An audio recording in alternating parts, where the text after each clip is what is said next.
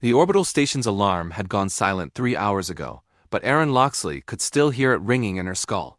Her left leg throbbed where the conduit had crushed it during the reactor breach, and her vision swam with exhaustion.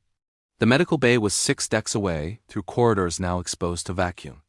She'd sealed herself in the nursery section with the emergency bulkheads, buying time but trapping herself with 17 Viscari cubs whose caretakers had evacuated in the first wave.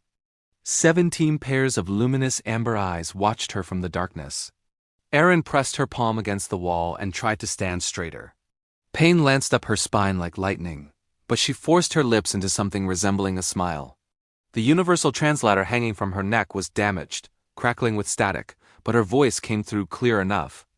"It's okay," she said softly. "Everything's going to be okay." The smallest cub, Fenry, didn't believe her. His fur, usually a pristine silver, was matted with soot, and his ears lay flat against his skull. He'd been the first to reach her when she'd dragged herself through the nursery door, his tiny clawed hands grabbing her arm like she was the last solid thing in a collapsing universe. He hadn't let go since. "Caretaker Erin hurt," Fenry whispered, his translator rendering his chittering speech into standard. "Smell blood. Smell fear." The Viscari had senses humans could only dream of. There was no hiding her condition from them, no pretending the compound fracture wasn't leaking through her torn flight suit. But Erin had learned something during her 2 years aboard the station. Children, regardless of species, needed adults to be strong. They needed someone to hold the darkness back, even if that someone was barely holding themselves together. "I'm fine," Erin lied, reaching down to run her fingers through Fenry's fur. The gesture cost her black spots bloomed across her vision, but the cub's breathing steadied. "I've had worse." That part was true. Humanity had clawed its way into the galactic community through sheer stubborn refusal to die.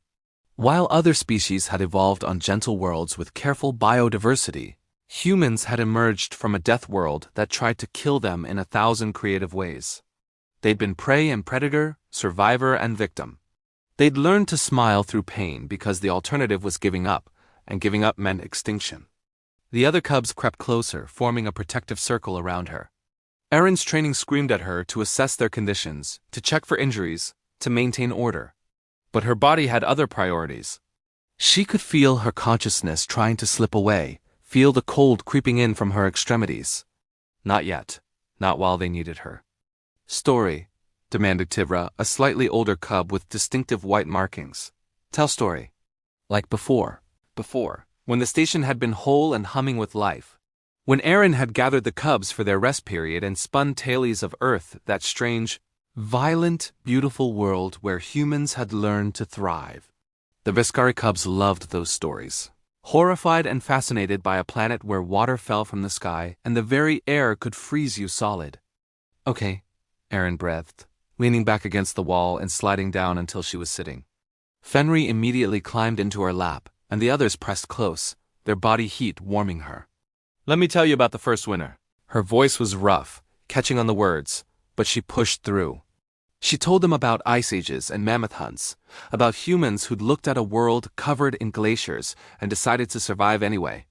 She described how her ancestors had learned to make fire, to sew clothing from animal hides, to build shelters against storms that could kill in minutes. "Why not leave?" asked one of the middle cubs, Sora. "Find warm place?" "Because that's not what humans do," Erin said, and despite everything, pride crept into her voice. "We don't run from hard things. We face them. We adapt. We survive." The station shuddered, and Erin felt the deck plates vibrate beneath her. The structural supports were failing. They had maybe an hour, maybe less. The rescue ships wouldn't arrive in time. She'd checked the chronometer before the main systems had gone dark. They were too far out, too damaged to send a proper distress signal. But the cubs didn't need to know that. Fenry's small hand found hers, squeezing with surprising strength. "Humans always survive?" he asked, his voice small and hopeful. Erin thought about lying. It would be kinder, wouldn't it? To let them believe in happy endings, in last-minute rescues, in heroes who never fell. But then she looked at those amber eyes, so trusting, so desperate for truth in a universe that had suddenly become uncertain, and she made a different choice. "We try," she said honestly, her smile no longer forced but genuine. "We try with everything we have. And sometimes that's enough." The cubs huddled closer, and Erin wrapped her arms around as many as she could reach. Her leg had gone numb, which was probably bad, and her breathing was shallow. But here, in this moment, she was their anchor. She was the adult who didn't panic, the human who smiled through pain, the caretaker who stayed when staying meant everything. The emergency lights flickered once, twice, then stabilized. Through the viewport above, Aaron could see the distant stars wheeling past as the station's rotation destabilized. Beautiful, deadly, indifferent, but she wasn't indifferent. And neither were the cubs pressed against her, their trust absolute despite their fear. "Tell another story," whispered Fenry, and Aaron felt him trembling. "Please." So she did. She told them about Armstrong and Aldrin, about humans who'd looked at the moon and decided to walk there. She told them about disasters and comebacks, about the 1,000 times humanity should have failed, but somehow didn't. Her voice grew weaker, but the cubs listened with rapt attention, storing her words like precious gems. She tried to smile through the pain. The cubs clung to her like she might collapse. And in the dying light of a failing station, surrounded by children who weren't her species but were under her protection, Aaron Loxley did what humans had always done best. She endured.